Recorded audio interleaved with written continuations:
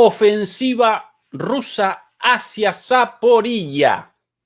Los avances rusos del día de hoy representan la prueba inequívoca de lo que vaticinamos en este canal días atrás.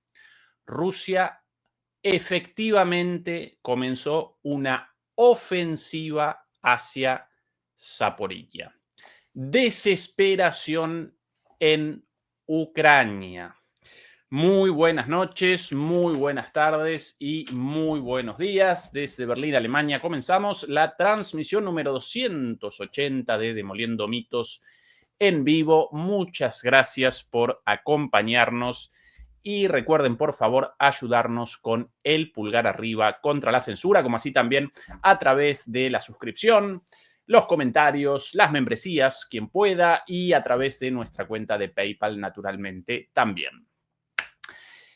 En esta transmisión vamos a establecer el foco en la ofensiva rusa hacia Zaporilla, algo predicho aquí en este canal días atrás y evidentemente a la luz de lo sucedido durante los últimos 5 días, efectivamente esta ofensiva finalmente comenzó. Presentemos primero el contexto y poco a poco vayamos realizando un análisis de lo sucedido en los últimos 5 o 6 días, más o menos, hasta el día de hoy. Y a partir de ahí podemos o vamos a presentar los posibles escenarios para Rusia a partir de ahora en el marco de esta ofensiva. Primero, contexto de la situación militar en general. Como todos ustedes recordarán, aparecemos en presencia de una guerra de desgaste en la cual Rusia presenta una clara superioridad de recursos humanos y materiales. Si queremos retroceder hasta un punto más o menos ubicado en los últimos meses y significativo en nuestra reconstrucción de lo sucedido como contexto de esta ofensiva, quizás podríamos retroceder a la ofensiva ucraniana en Kursk, fallida naturalmente, a partir de la cual los ucranianos realizaron sin mucho sentido militar un avance, una penetración en este territorio. Desde aquí, desde el primer día, vaticinamos el fracaso de esa ofensiva sin más sentido que generar impacto mediático, y también vaticinamos lo sucedido posteriormente, el hecho de que una vez reconquistados todos los territorios tomados por Ucrania en Rusia, dentro de las fronteras rusas, Rusia podría comenzar una ofensiva hacia territorio ucraniano, particularmente hacia la ciudad de Sumy, la ciudad capital ubicada en esa zona, esta de aquí, con el objetivo de generar un colchón, ¿sí? Estoy presentando esto del año pasado como primer paso hacia la situación actual. Bueno, Rusia comenzó esa ofensiva y realizó avances muy, pero muy rápido, lo cual generó mucho nerviosismo y mucha preocupación en Ucrania, y determinó que los ucranianos debieran realizar el reenvío de tropas de forma inmediata y de emergencia hacia Sumy para la contención de esta ofensiva. Claro, como aparecemos en una guerra de desgaste con una parte superior en cuanto a recursos humanos y materiales que la otra, cualquier movimiento de recursos de Ucrania hacia un lugar en particular, en este caso hacia Sumy, por el peligro de una penetración hasta la capital del Oblast de Sumy por los rusos, inmediatamente esto determinó el desguarecimiento, la desprotección de muchos otros lugares en el frente. Y así comenzamos los avances fuertes fuertes en Pokrovsk, ¿sí? Donde los rusos fueron realizando cada vez más avances de manera directa y de manera lateral, embolsando la ciudad. Pero no solo eso, sino que cuando los ucranianos comenzaron a despachar tropas para la protección de Pokrovsk, nudo logístico y defensivo de toda la región del sur del Donetsk, inmediatamente entonces los rusos comenzaron a realizar avances más arriba, por sobre todas las cosas aquí, en Kupiansk, otra ciudad importantísima, embolsada también por los rusos, ¿sí? El juego, de alguna manera, como del gato y el ratón, ¿sí? Entre el atacante, Rusia, y el defensor. Rusia presenta la capacidad de generar un efecto desestabilizador en la ofensiva. Eso determina naturalmente la necesidad de la reasignación de recursos, de tropas y de armas de Ucrania hacia esa región atacada, y entonces ahí mismo Rusia comete el resto de la línea de contacto hasta generar un nuevo punto de penetración, y otra vez presenciamos la misma historia, la reasignación de tropas ucranianas hasta allí, como en Pokrovsk, y la apertura de un nuevo frente en Kupiansk. Podemos naturalmente acompañar este análisis también con lo sucedido en el norte, tanto aquí en Volchansk. Ya vamos a presentar lo sucedido hoy, pero simplemente quiero generar una descripción de la lógica, ¿sí? De esta suerte de dique, ¿sí? Con agua detrás y agujeritos apareciendo por aquí, por allá, por aquí, por allá.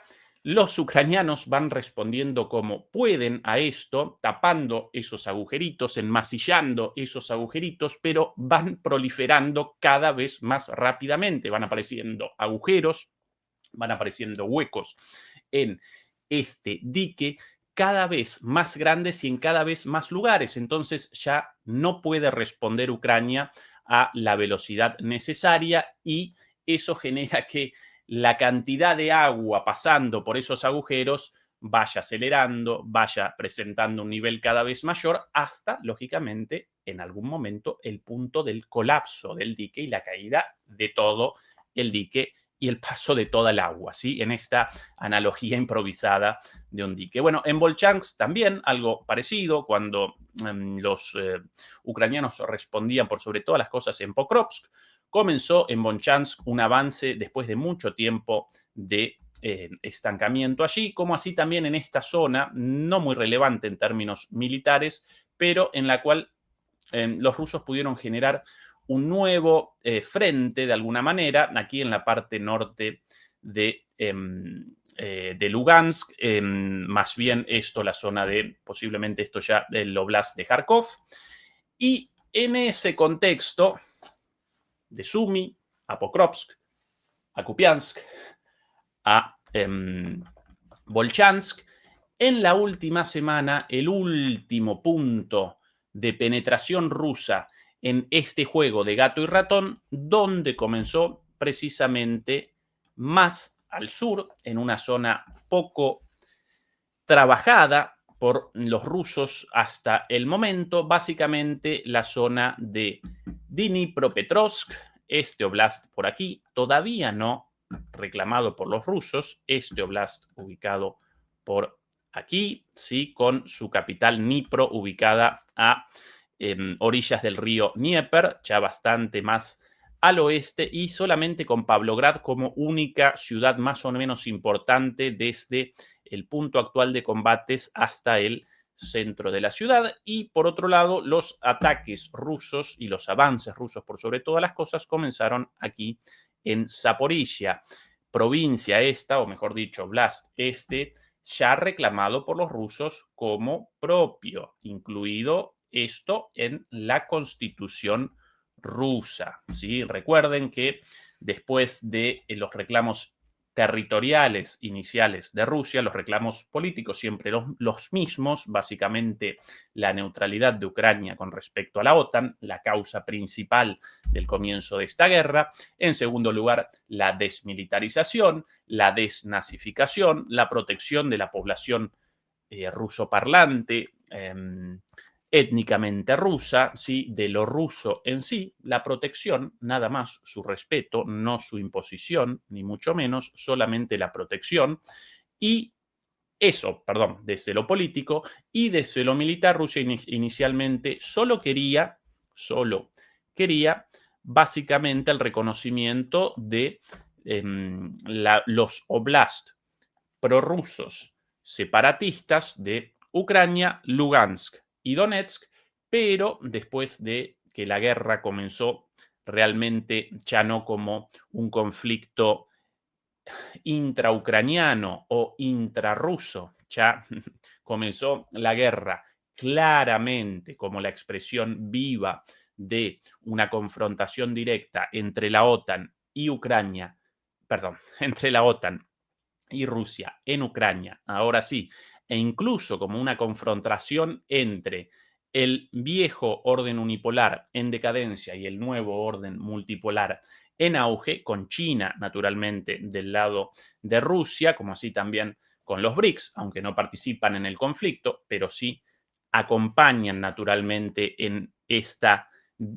disyuntiva histórica, en esta confrontación civilizatoria entre el norte global en decadencia y el sur global en ascenso, bueno, cuando ya comenzó esta guerra de forma abierta como una confrontación por mucho más que Ucrania, ahí Putin, ahí Rusia, determinó que no solo quería el reconocimiento de la República Popular de Donetsk y la República Popular de Luhansk, sino que esas repúblicas en realidad a partir de entonces representaban parte constitutiva de Rusia y no solamente esas repúblicas, esas regiones, sino también Zaporizhia y Gerson. Curiosamente, Dnipropetrovsk todavía no aparece entre las demandas territoriales de Rusia en la actualidad. Paciencia, demoledores y demoledoras, paciencia, porque generar avances para Rusia en toda esta región sin realizar un avance hacia Dnipro, como así también hacia Kharkov, como asimismo también hacia Odessa en el sur, aquí carece por completo de sentido porque Rusia aparece en una confrontación existencial en el sentido de que una derrota de Rusia determinaría su desaparición o quizás el comienzo de una guerra mundial y la desaparición de todo el mundo, ¿sí? En el caso de una guerra mundial. Y para eso, para la garantía de su seguridad, ya no puede solamente generar un colchón con Lugansk, Donetsk, Zaporizhia y Gerson, sino que debe generar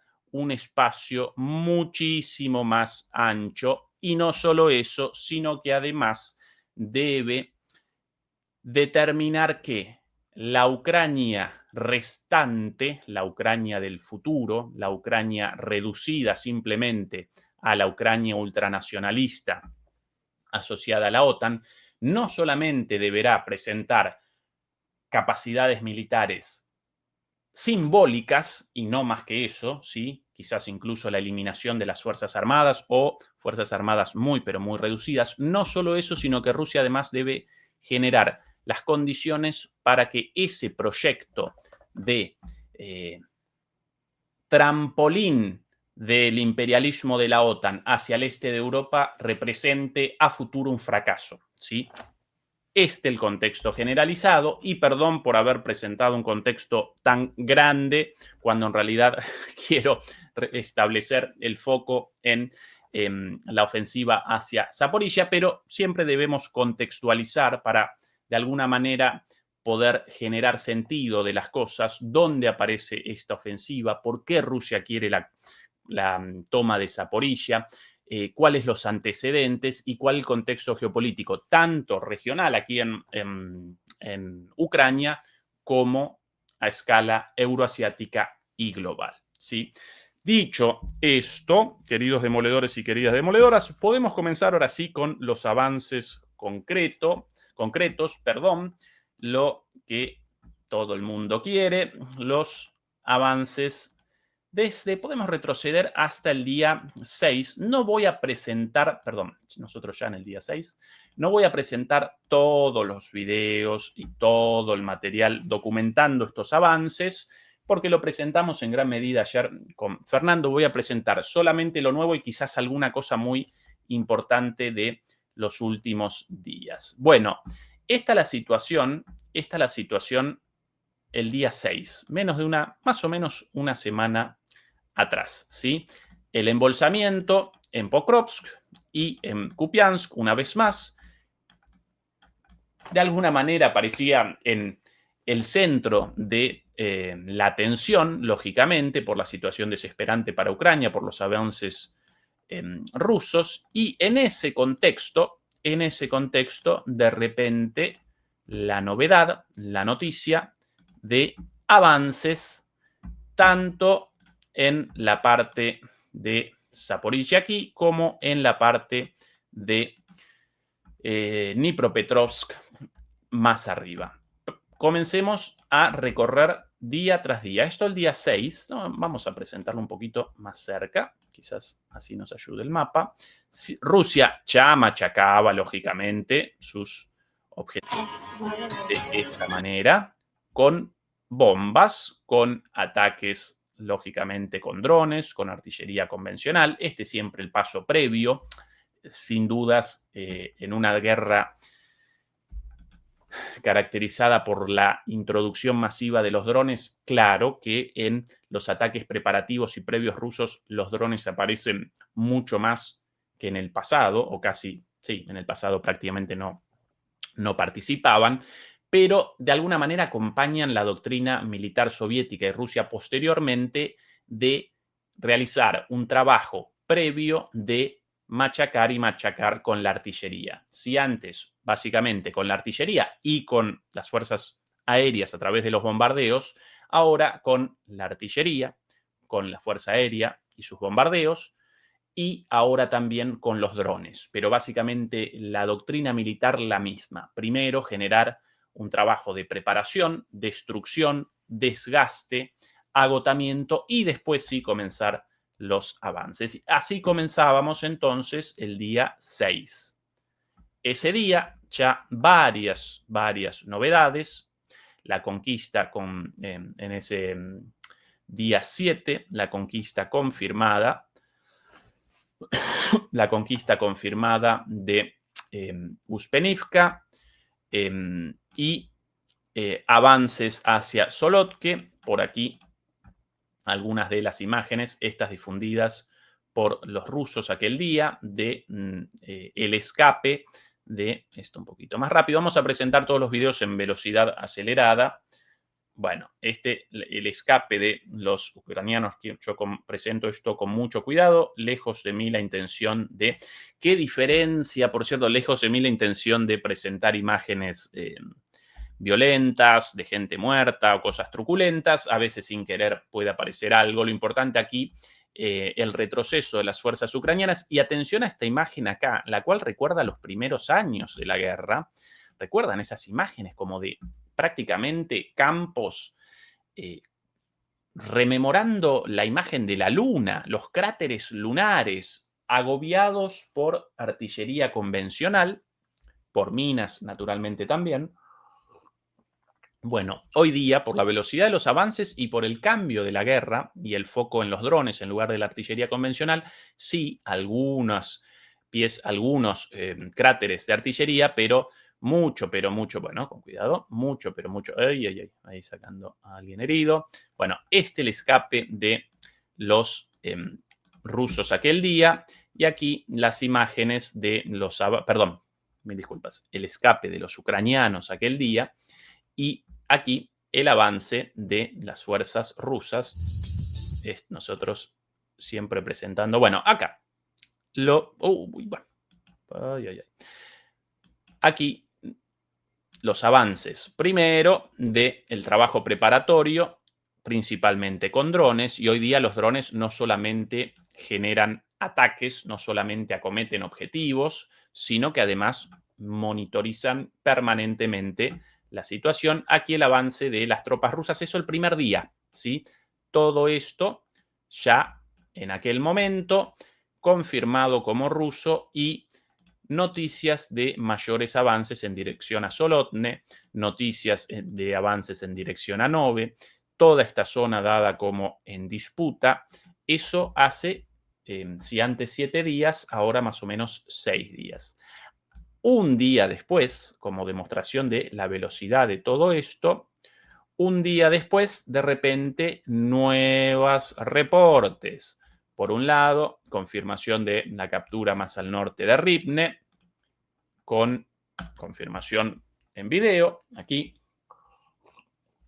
otra vez, el trabajo es su artillería convencional, monitorizada por un dron. Y ahora el trabajo fino de los drones. Hoy día los drones pueden directamente no solo realizar un ataque contra un objetivo determinado en una casa, en alguna posición reconocida previamente por un dron de monitoreo, sino que además pueden recorrer prácticamente una casa, ¿sí? Ingresando por cualquier agujero, por cualquier ventana, cualquier puerta abierta, hasta la destrucción hasta la eliminación de los soldados guarecidos allí. Bueno, esto confirmado, aparentemente en el mismo video, sí, y por sobre todas las cosas, ese día, así que esto aquí, esto confirmado, el día anterior esto confirmado, y ese mismo día el anuncio de avances hacia esta localidad de Solovki, como también hacia la localidad de Nove, por aquí. Y atención a esta forma de avance, las fuerzas defensivas dispuestas aquí, evidentemente en una primera línea defensiva, aquí formada entre Orejov, Uliapole y todas estas posiciones fortificadas, y los rusos, en lugar de acometer de frente, ¿sí? Básicamente a través de este flanqueo, de esta operación por el este de todas estas localidades, comienzan a realizar un avance en paralelo por detrás de las líneas defensivas, con lo cual todo esto básicamente indefendido o muy poco defendido. Esto el día 9, al día siguiente, al día siguiente, confirmación del avance entero en un día, ¿sí? En un día, kilómetros y la captura de una nueva localidad, aquí en Solovki, y por aquí abajo, en esto también Solovki, esto aquí, Novouspenivke. Toda esta zona tomada en un día, seguramente por aquí. Las imágenes, todos los días, imágenes de nuevos avances. Atención al avance enorme de ese día. Una vez más, el machacar y machacar previo. También, lógicamente, contra los vehículos blindados. Bueno, y finalmente los rusos ondeando la bandera, ¿sí? Todo esto, lógicamente, llevado a cabo por el Grupo de Fuerzas Especiales Vostok, constituido principalmente por fuerzas chechenas, aunque no solamente, una de las fuerzas rusas más temidas de todas, con mucha experiencia, aquí por lo menos desde 2014 y con algunos con experiencia quizás desde la época de las guerras chechenas, nada más y nada menos. Si los rusos en general tipos duros, los chechenos más todavía de las zonas de Rusia con los tipos más duros de todos, ¿sí? Los más duros de todos puestos acá. Los ucranianos también muy duros, ojo, cuidado. Acá todos pueblos rusos muy curtidos, gente muy potente, muy grandota, muy resistente, curtida por el frío. Todos estos combatientes, si de algo no carecen efectivamente,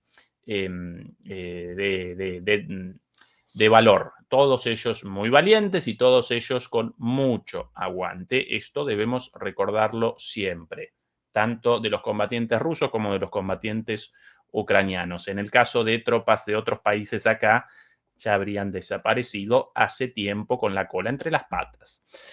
Bien, además ese mismo día también anuncios de avances hacia esta localidad de aquí, Yablukove y Rivnopilia, una vez más la táctica rusa de avances por detrás de la línea defensiva, ¿sí?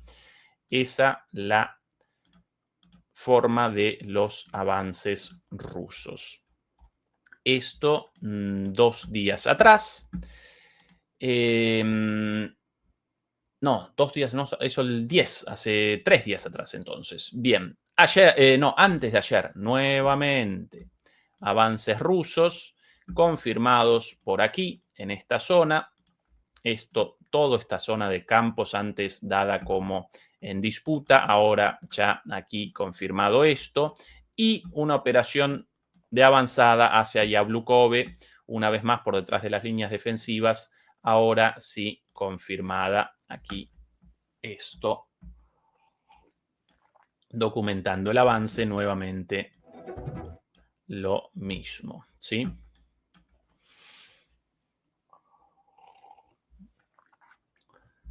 Bien.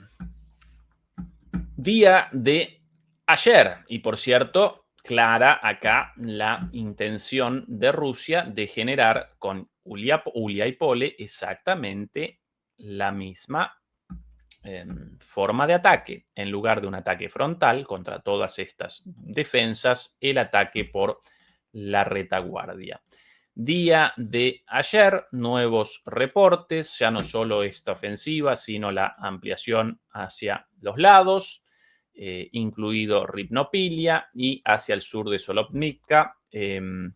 Por aquí, además, y esta novedad de ayer, avances hacia Danilivka en otra punta de penetración en esta zona, ya no en Dnipropetrovsk, sino, perdón, no en Zaporilla, sino en Dnipropetrovsk por arriba, ¿sí? Esto incluso confirmado por los mapeadores ucranianos. En apariencia, el objetivo, y esto lo presentábamos con Fernando ayer, Uliápole. Ahora bien, esto el día de hoy, y si bien los rusos muy probablemente vayan a acometer Uliápole en muy poco tiempo desde atrás, podrían también estar comenzando una ofensiva mucho más profunda hacia Zaporilla y hacia Pavlograd con el objetivo de Dnipro. Presentemos entonces la situación del día de hoy con muchas, pero muchas novedades. Una vez más, esto todo llevado a cabo por las Fuerzas Especiales, el grupo Vostok, y por la unidad de drones conocida como Rubicon, formalmente el nombre Centro Tecnológico Avanzado de Centro de Tecnologías Avanzadas No Tripuladas Rubicon. Esta básicamente la unidad de drones de las Fuerzas Armadas rusas presente a lo largo de todo el frente. Y por cierto, a propósito de los drones, el día de hoy los rusos promulgaron el establecimiento formal de una rama de las Fuerzas Armadas especializada en drones, ¿sí? Así como la Fuerza Aérea, el Ejército, la Armada, ¿sí? Las Fuerzas Espaciales, ¿no? Las Fuerzas Estratégicas. Ahora, tal la importancia de los drones que las Fuerzas Armadas más importantes del mundo ya están generando un arma nueva, ya no solamente la introducción de los drones en el Ejército, en la Marina o la Armada, según como las llamen en sus respectivos países, en las Fuerzas Aéreas, no, ya un arma aparte. Esa es la importancia fundamental, estratégica de los drones el día de hoy. Bien, comencemos de abajo desde abajo hacia arriba y presentemos todo el frente, también hasta arriba de todo, porque vamos a presenciar muchas novedades. Bueno, Primero, avances rusos conquistando Rivnopilia y Yablukove. Esto aquí, estas las localidades de Rivnopilia y Yablukove. Esto ya incluso, por aquí el mapa de... Acá, el mapa de Deep State, un mapeador pro-ucraniano, confirmando esta avanzada. Recuerden dónde había comenzado esto, ¿no? El día 6, más o menos por acá.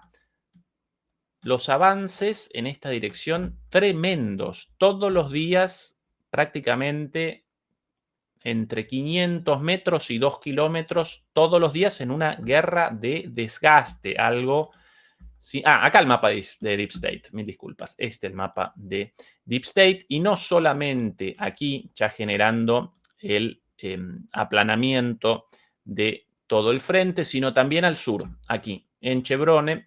Aquí también nuevos avances con el evidente objetivo de la circunvalación y el flanqueo, el rodeo de Uliaipole, ¿sí?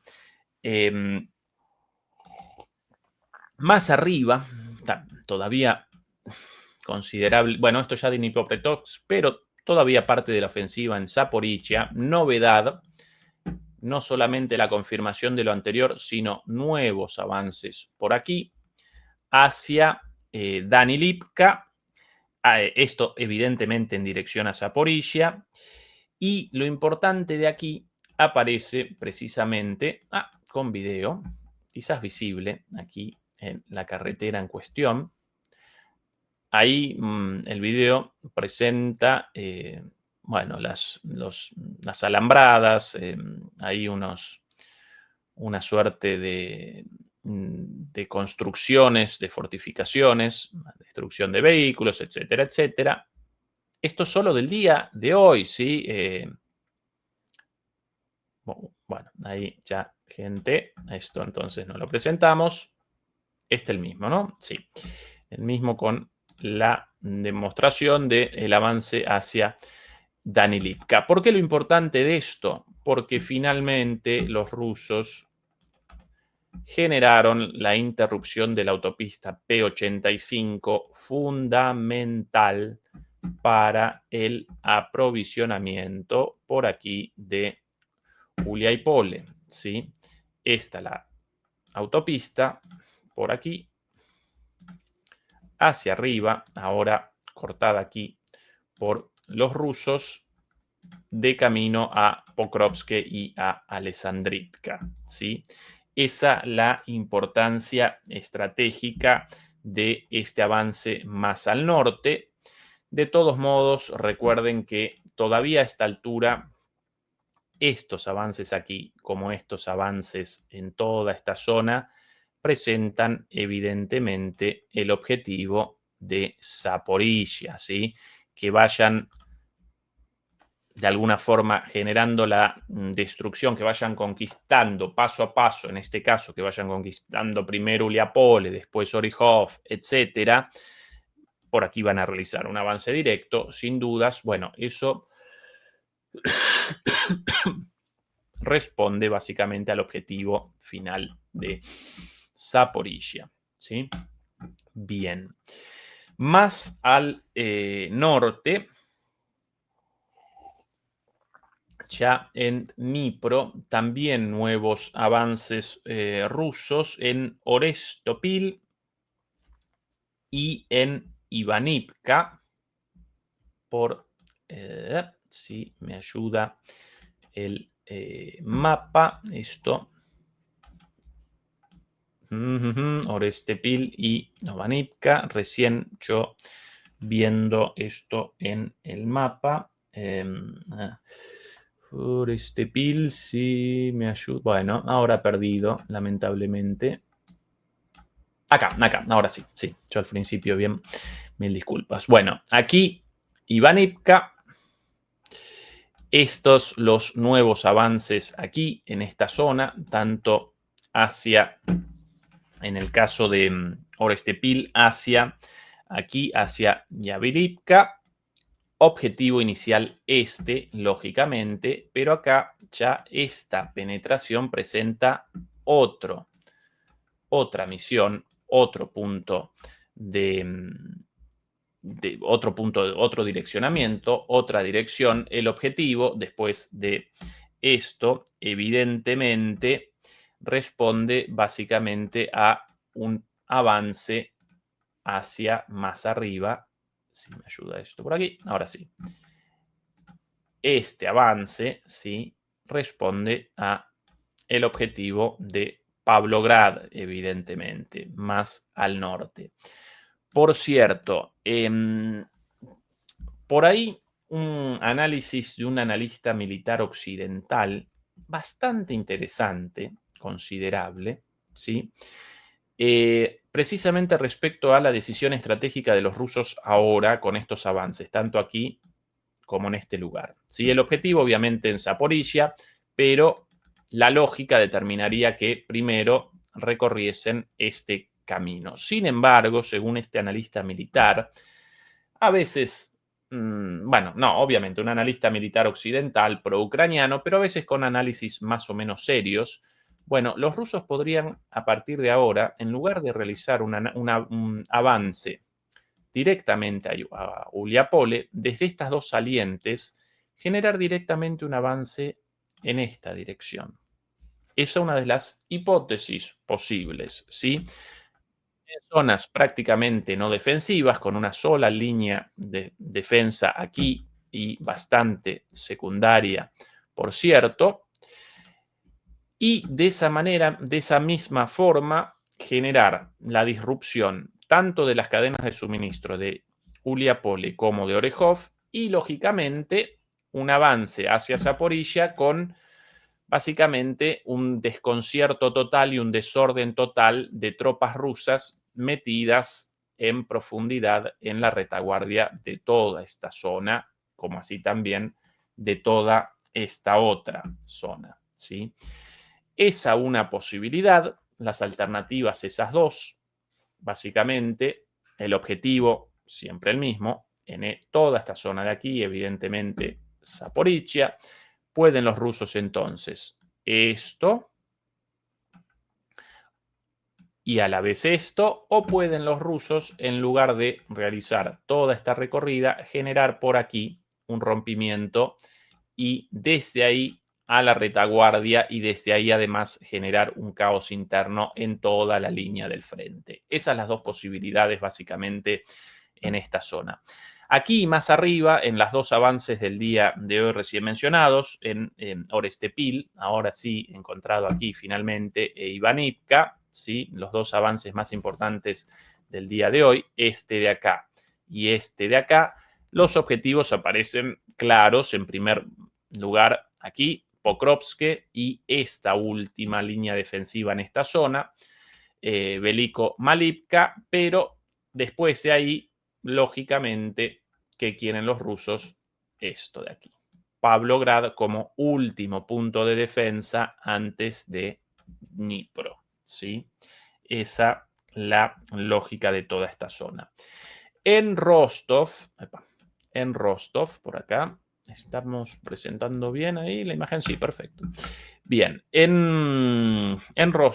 aquí, en Rostov, en Pokrovsk, Rostov bastante lejos de aquí, por cierto, en Pokrovsk algunas novedades importantes el día de hoy. Primero, al oeste, aquí en esta zona, avances importantes en toda este área, ya más ligados una vez más a el avance hacia el oeste, seguramente después de esto, próximo objetivo Ripsne, pero una vez más, esto de aquí ya no responde al embolsamiento de Pokrovsk, sino hacia la eventual ofensiva hacia Pavlograd y después hacia Dnipro, ¿sí? Los rusos aquí ya establecen el foco en eso. En cuanto a Pokrovsk en sí, hoy los rusos conquistaron aquí esta última zona de la ciudad. Por aquí algunas imágenes. Estas imágenes presentan básicamente el nivel de destrucción, ¿sí? Ahí van, qué bueno, ahí lo presento de nuevo. Aquí a la izquierda el modelo de cada uno de los vehículos destruidos. Aquí un Max Pro, estadounidense, todos vehículos blindados ucranianos. Aquí un Kirpi, BMC Kirpi, turco. Arriba a la derecha vamos recorriendo este camino, si llamarlo ruta, un camino de tierra, de ripio. ¿Sí? Y con este dron vamos presenciando la situación, ¿sí? Solamente en esta zona, en las afueras, hay un Senator de Canadá, vehículo ucraniano. Aquí otro más, canadiense, a la izquierda otro no marcado. Acá, ¿qué más? Oncilia. Jovatop de Ucrania, Oncilia de Polonia. Humvee. Qué cantidad. BBS, vehículo blindado 10, sueco. Kirpi. Qué cantidad de dinero y de recursos enviados por Occidente, por la OTAN para esta guerra. Increíble. Y después acá, faltando el dinero para la educación, para la salud, para todas las cosas más básicas, la cantidad de dinero, además de la muerte, ligado obviamente al envío de armas. Qué cantidad de recursos puestos al servicio de lo más innoble del ser humano, ¿no? La guerra imperial de la OTAN. Bien, hay pickups, camionetas convencionales, otro ahí. Aquí una vez más, Jovatop, todos ucranianos, Ursa ucraniano, otro vehículo blindado ucraniano, Jovatop, a la pelota, que todavía bastante video más. Vamos a acelerar. ¡Qué cantidad de vehículos! No lo recordaba este video. Tremendo, tremendo. Va recorriendo las afueras de Pokrovsk, ¿verdad? Más, ahí comenzaba una zona con redes de protección para drones. Evidentemente, un dron cableado. Lo que pueden recorrer los drones cableados hoy. Increíble, por eso la calidad de la imagen y por eso la imagen sin interferencias de guerra electrónica. Un dron con un cable detrás, ¿sí? Con fibra óptica. Más vehículos de todos lados. Bueno, autos naturalmente también, cada vez más en uso por su velocidad. Autos desguazados, sin las puertas para poder abandonarlos en el momento del impacto de los drones. Destrucción, además, de los caminos, de todo a los costados. Bueno, ahí nuevamente redes de drones, pero completamente destruidas, redes antidrones. Ahí otro vehículo blindado. Senator M113, estadounidense. Interesante este video, no lo recordaba. Pickups, otro Humvee. Mucha, qué cantidad de... Bien.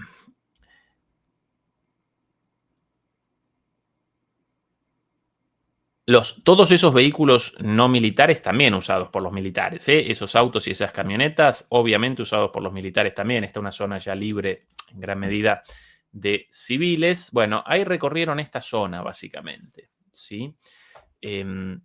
Bueno, por aquí imágenes, esta es la confirmación de, bueno, impactos a soldados rusos, por eso la confirmación de que esto con presencia rusa. Más abajo, otra de las... Este video, un video difundido por los ucranianos, supuestamente con una demostración de los vehículos perdidos por los rusos, pero en realidad, si recorremos el video, aparecen vehículos rusos perdidos en el ingreso, en la conquista de Pokrovsk, pero también aparecen vehículos ucranianos, un poco de todo, mucho material destruido. Bien, esta la imagen por aquí.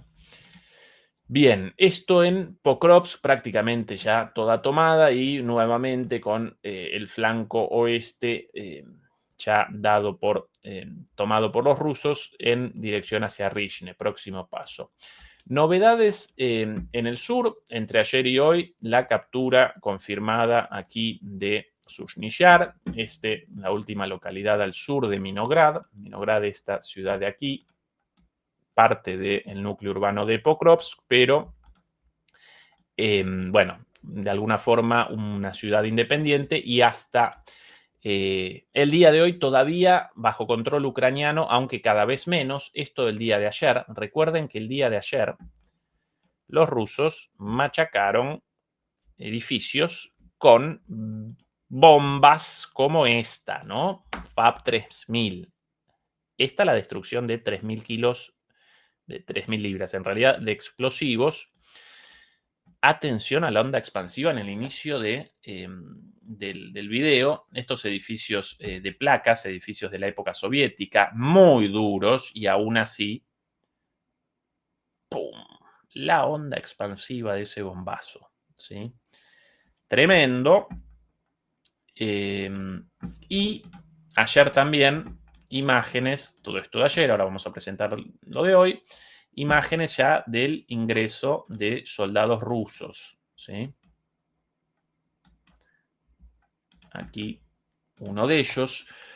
Por ahí también, el día de hoy, en realidad, un video de rendiciones justo en esa zona. Y ese video, yo con ese video por fuera de este mapa, bueno, lamentablemente no cargado, así que no lo voy a poder presentar, pero videos de una rendición masiva de alrededor de entre 15 y 20 soldados, quizás por eso, junto a los bombazos estos, a la campaña de bombardeos de ayer y al avance de las tropas rusas, por eso el reporte de hoy de un avance sustancial en el flanco este de la ciudad de Minograd. Estos los avances rusos del día de hoy, importantísimos. Minograd, parafraseando a Fernando con unos pocos telediarios, ¿no? Pendientes, nada más, ¿sí? De aquí a pocos días, obviamente, la ciudad de Minograd conquistada por completo. Estos los avances del día de hoy. Ahí quería ese video. Con un segundo de paciencia, demoledores, lo voy a presentar porque ese el video de la rendición de varios soldados. Todavía no descargado, pero puedo por aquí muy rápidamente con la paciencia de todos ustedes. Ahora sí. Sí, me ayuda esto por aquí. Ahora sí. Este de aquí, ¿no? No, este no. Qué cosa.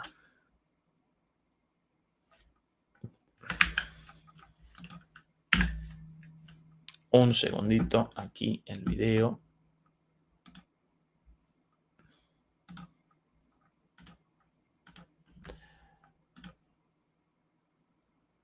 Ah, sí, es efectivamente el video. Sí, mala mía. Es el video correcto. Ahora en 2 segunditos más el momento de la rendición. Bueno, aquí, bueno, la destrucción de esto sin música. Destrucción de vehículos. Uy, uy, uy, cuidado con esto. Etcétera, etcétera. Y más adelante, bueno, este es el momento del video. Esto, ahí, por ahí. Vamos. Este es el momento en el cual documentan la rendición de un grupo de soldados relativamente importante. Ahí, 1, 2, 3, 4, 5, 6, 7, 8, 9, 10, 11, 12, 13, 14, 15 aparentemente. Quizás esta, la razón de los avances tan grandes, hay un herido. Sí, más de 15, evidentemente. Según los reportes, respetadas las vidas de todos estos soldados, tomados como prisioneros y listo. Sí. Posiblemente la combinación de los bombardeos tremendos de ayer con, bueno, estos los documentos de esta pobre gente capturada. La combinación de los bombardeos de ayer y estas rendiciones hayan determinado un avance ruso tan grande en una zona tan difícil como esta en un solo día. Bueno, unos pocos telediarios acá. Fernando Dixit. Todavía pendientes para Minograd. En un par de días van a capitular por completo. Un poquito más arriba, interesante lo sucedido en esta zona, una zona fundamental, porque a partir de esta pinza norte, los rusos pudieron generar el embolsamiento tanto de Minograd como de Pokrovsk. En los últimos días, los ucranianos realizaron esfuerzos enormes con muchísimos vehículos blindados para una contraofensiva en esta zona y generar la apertura de esta bolsa, de generar de alguna forma a través de este avance el ensanchamiento de este canal de salida, ¿sí? O en su defecto directamente generar la destrucción de esta bolsa, algo bastante improbable, por no llamarlo imposible. Bueno, hoy presentaban los propios ucranianos imágenes de ataques a soldados rusos. No vamos a presentar esto a soldados rusos en esta zona, con lo cual, o bien los rusos retrocedieron inicialmente ante esta contraofensiva con blindados y ya reconquistaron esto, o bien nunca lo abandonaron por completo y esto todavía, por lo menos una parte de aquí todavía aparece en disputa y los rusos presentan el control seguro de esta zona, garantizando la pinza norte de este embolsamiento. Un poquito más arriba, esto en Radinsk. A ver. Sí, de hecho, según este mapeador, el día de ayer los ucranianos habían reconquistado esto aquí y evidentemente el día de hoy los rusos una vez más realizan avances hacia lo tomado días atrás. Este es el sinsentido de estas operaciones frente a territorios ya tomados por los rusos sin posibilidad de defensa, realizar una contraofensiva más para generar una imagen mediática que para otra cosa, porque al final retrasan sencillamente a costa de muchísimas vidas y de muchísimos recursos lo inevitable, reconquistan algo por un día, al día siguiente los rusos otra vez conquistan todo a costa de la muerte de un montón de soldados mucho mejor utilizados en lugares más atrás, en una zona defensiva, en una posición defensiva fortificada, ubicada un poco más en la retaguardia. Pero bueno, esta es la lógica de la guerra para Zelensky, para Ucrania, ¿sí? Una lógica más mediática a menudo que militar. Por aquí, novedades también en esta zona, en la zona de Yajove.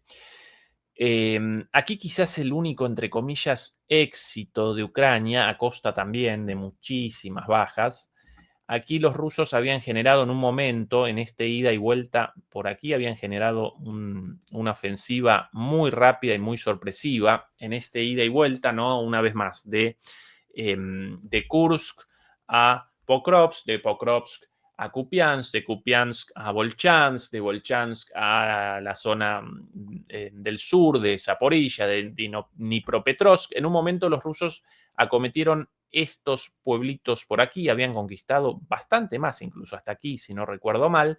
Bueno, pero obviamente sin consolidación, ¿no? ¿Sí? Con tropas, con unidades de reconocimiento, de penetración, pero sin la consolidación de una penetración tan larga y con los flancos abiertos.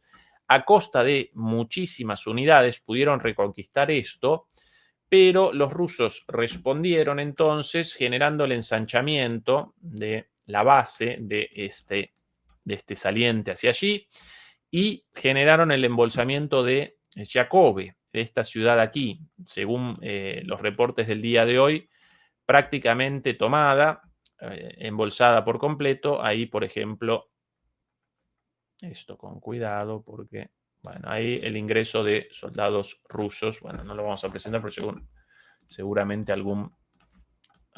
esto de ataques de drones o del avance de los rusos. Puede que esto solamente la demostración de los rusos ingresando a estas posiciones por ahí. Por las dudas no lo voy a presentar porque posiblemente algún ataque contra algún soldado y alguna imagen truculenta. Este aquí en Chajove, quizás el único éxito de las contraofensivas ucranianas ante una avanzada con el objetivo más de precisamente la aglomeración de tropas ucranianas en este área que con el objetivo real de un avance más allá antes de la captura de Konstantinivka, de todo este eje hacia arriba con Kramatorsk, con Sloviansk, antes del cierre de Pokrovsk, antes del cierre de Kupiansk, antes de los avances en el norte, una contraofensiva, perdón, una ofensiva, una saliente rusa hecha básicamente ante la posibilidad de un avance largo, pero no más que eso, ¿sí? Con ese objetivo, los ucranianos respondieron con todo acá y desguareciendo entonces, y eso generó el desguarecimiento de muchas otras zonas y la situación desastrosa en todo el resto del frente, ¿sí? Lógica militar de esto, ninguna, una vez más, lógica mediática y por ende la situación desesperante de Ucrania. Kupiansk, Kupiansk por aquí y Kupiansk un poquito más arriba. Por otros lados, aquí algunos avances interesantes, pero más interesante la situación en Kupiansk. Aquí los ucranianos están desde hace días realizando una contraofensiva con vehículos blindados masiva, ¿sí? ¿Cuál es el objetivo? Básicamente generar la destrucción de este saliente y el fin de este embolsamiento en dos partes de esta zona de Kupiansk. Y si pueden la liberación de una parte de la ciudad, mejor aún, ¿sí? Esta contraofensiva la realizan aquí arriba y la realizan por aquí y por aquí. Hasta el momento sin el más mínimo éxito y con muchas pérdidas. Por aquí, por ejemplo, un video de esta zona con la pérdida ahí de blindado tras blindado. Además de los blindados destruidos en la imagen, la cantidad de blindados ya destruidos a los costados, ¿no? Uno tras otro, sin el más mínimo sentido. Ahí los soldados abandonan antes el camión. Aquí lo mismo, aquí no. Bueno, estas las imágenes de Kupiansk de esta contraofensiva fallida.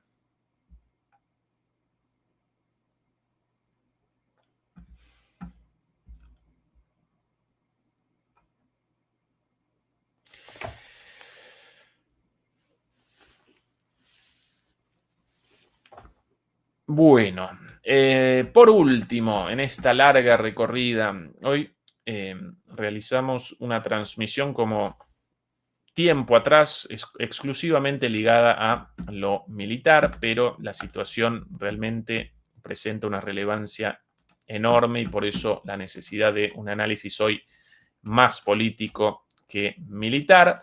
Quizás como último elemento aquí podríamos presentar los avances, esto también predicho el otro día con Fernando, el último avance aquí en Volchansk, ¿sí? Para la captura de una localidad más, esta de Sinelkove, aquí capturada hoy por los rusos en el norte. En todos lados avances rusos, pero lo más importante, el inicio de una ofensiva en profundidad en el sur, aquí en la zona de Zaporilla y este pedacito de Dnipropetrovsk. Objetivo, nuevamente, la ciudad de Zaporilla, con lo cual los rusos quieren un avance hasta el Dnieper, con lo cual también, obviamente, van a querer, además de Zaporilla, también van a querer el oblast de Dnipro también, ¿sí? Y la ciudad de Dnipro. ¿Cuánto más querrán los rusos aquí? Bueno, difícil determinarlo. Kharkov sí o no, muy probablemente sí, pero bueno, esto cuestión ya de la resolución de una situación bastante más adelante. Odessa lo van a querer con seguridad también. Desde hace 5 días los rusos no realizan ataques contra la infraestructura energética. Después de esos terribles ataques a lo largo de prácticamente 2 semanas, en los últimos 5 días no realizaron ataques, no perpetraron ataques contra la infraestructura energética ucraniana. Aún así, la situación energética de cara al invierno aparece complicadísima para, aquí el video, para Ucrania. Por eso ayer en Kiev, sin música, está sin música, la imagen de Kiev, los tranvías, el subte o metro, las calles, todo a oscuras. 5 días después del último ataque masivo contra infraestructura. Hay el tranvía funcionando. 5 días después del último ataque masivo contra la infraestructura energética ucraniana, ¿sí? Es el grado de destrucción y recuerden que Rusia no va a abandonar esta vez, no van a abandonar los rusos los ataques contra la infraestructura eléctrica, la infraestructura gasística, la infraestructura petrolera, la infraestructura de transporte en parte también, ferroviaria mayormente.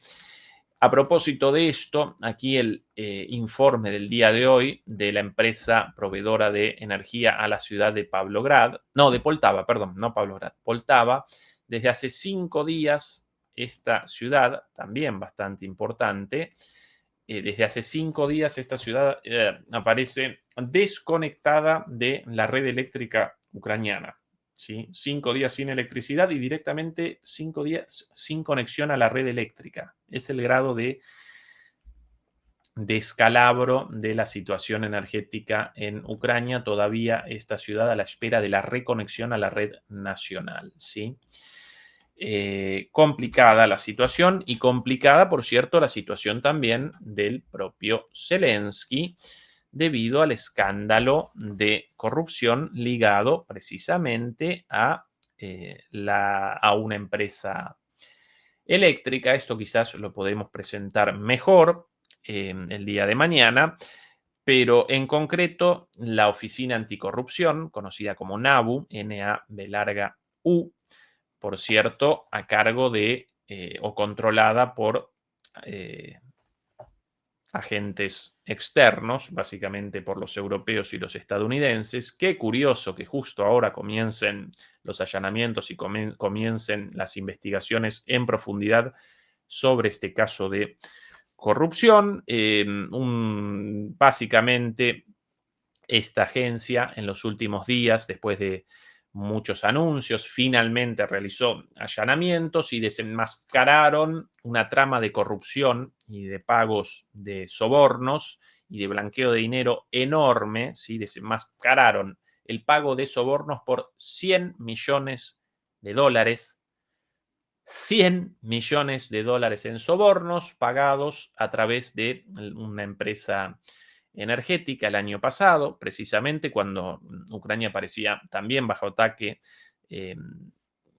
contra su infraestructura eléctrica, aunque mucho menos que ahora, lógicamente. Bueno, los funcionarios, en su momento el ministro de Energía y hasta hace poco ministro de Justicia, sí, antes ministro de Energía, abandonó el cargo ese y fue comisionado con el Ministerio de Justicia.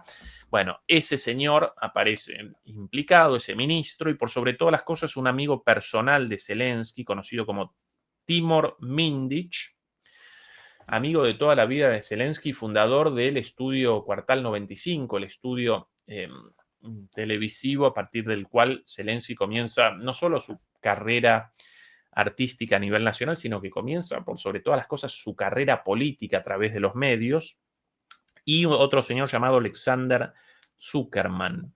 Estos dos habrían participado como los organizadores de esta trama.